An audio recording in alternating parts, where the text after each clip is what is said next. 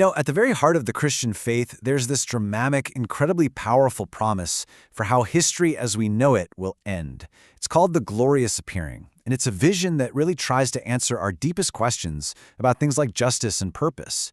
So what exactly is it? Let's get into it. I think we've all felt this, right?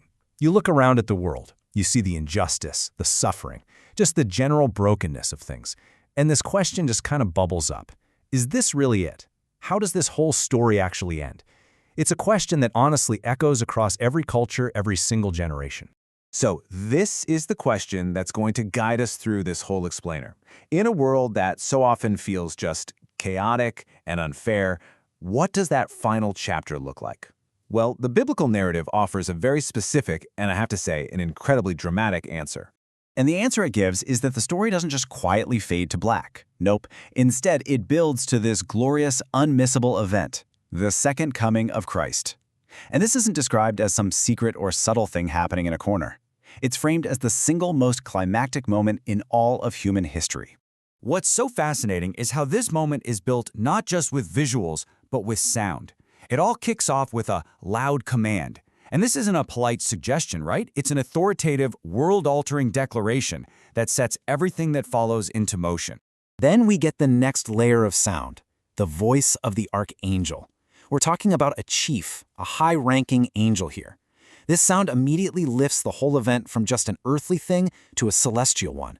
It's a sound that signifies that heaven is literally breaking into our reality with immense power. And finally, you get the crescendo, the trumpet call of God. You have to remember, in ancient times, a trumpet blast announced a king was arriving or that it was time for a major battle. So this sound, this signifies the ultimate arrival, the definitive moment that all of history has been building towards. This passage from Thessalonians really puts all those pieces together for us. It says that with these powerful sounds, the Lord himself descends from heaven. And then a very specific sequence unfolds. First, those who have already died in faith are resurrected. Then, and only then, those who are still living are caught up. This is where the whole idea of the rapture comes from, to meet them all in the air. So this whole thing isn't described as some chaotic free-for-all, not at all. It's presented as a perfectly ordered event, what you could call a great reunion. And the sequence of how that reunion happens is very, very specific. It's basically a two-step process, and the order is super important. First, those believers who have already died are resurrected. That's the initial, powerful act. It's only after that happens that the believers who are still alive get caught up to join them. That sequence really emphasizes that the reversal of death itself is the very first order of business. Okay, so I know what you might be thinking. This sounds, well, pretty out there, like something totally without precedent.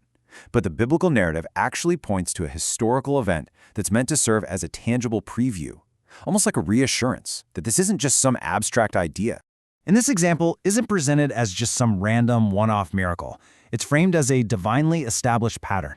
It's a moment in history that was meant to show God's power over physical limits, offering a little glimpse of what's to come, but on a much, much grander scale. And that pattern? It's the incredible story of the prophet Elijah.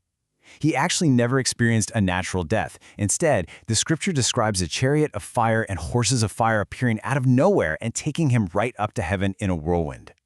His story really serves as this powerful historical preview of a person being taken from earth in a glorious, totally supernatural display. All right, so beyond all the dramatic imagery and the incredible stories, why does any of this matter for us today? Because this vision isn't just about some far-off future. It's really about reframing our present. It's meant to be a promise of an ultimate, undeniable victory. This all ties into a beautiful theological idea that's sometimes called the conjunction of glory.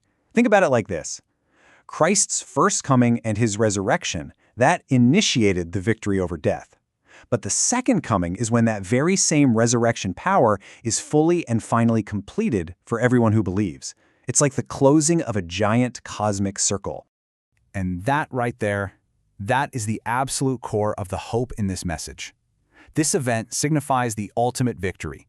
It's the final, irreversible triumph over death, which the Bible calls the very last enemy to be destroyed. It's a fundamental promise that in the end, life and light truly have the final word. Which really brings us to a final question to think about. If this is the promised end of the story, a glorious reunion and the ultimate victory over death itself, How might a vision like that change the way we actually live our lives right now? How could it possibly fuel our perseverance and maybe even our joy, especially when we're facing today's challenges?